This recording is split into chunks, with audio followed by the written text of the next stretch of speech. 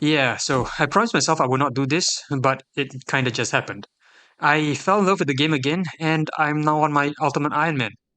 My relationship with Old School RuneScape can be viewed through two lenses: a main account with a very specific niche, a 1KC Bloodhound pet, and an ex-hardcore Iron Man slowly making its way towards Zora, and who knows what beyond that.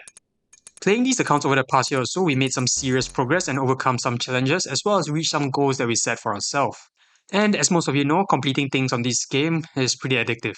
Both these accounts have different restrictions and different goals, and the payoff from completing a goal is different from account to account.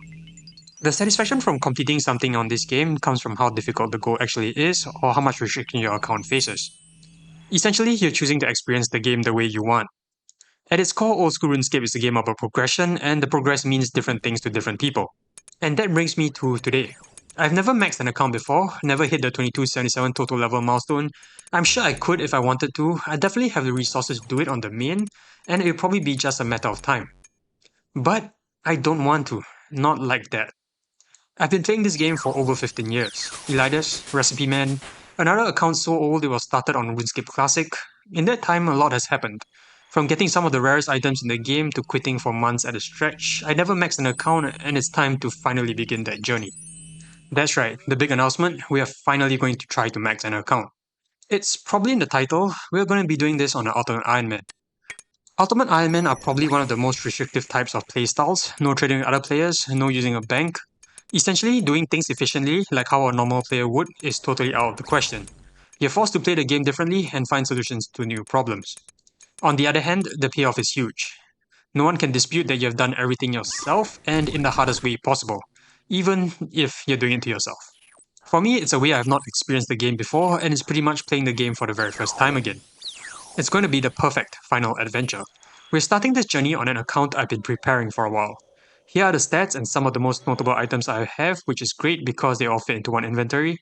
Other than the beaver and probably the Tomb of Fire, everything else on this account can be achieved by brute force and just playing the game, so I don't need to start from Tutorial Island.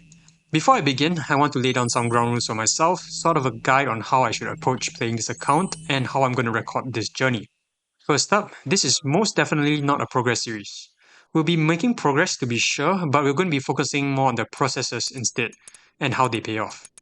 I'm not married to specific goals or milestones. It's more of a journal than anything else, and you, the viewer, are welcome to stay for as long as you like.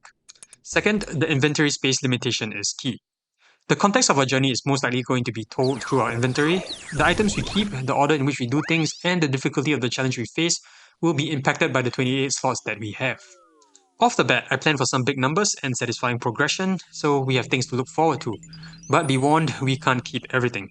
This series is going to be about loss as much as it is going to be about gain. So yep, those are my two rules. That should be simple enough. I'll be formally introducing you guys to the account in the next video, but before I go, I wanted to get the ball rolling. When we started up this account again, we were level 1 rune crafting, and I think we should be around level 50 now. The plan for now is to grow a rune collection. I'm not sure how long I would be here, but it would be a while. We're going to spend some points to get Abyssal Pearls, so we can repair our pouches right here at the temple, but after that we're going to stack our rewards, and that should be quite a bit of fun. I'll catch you guys in the next episode.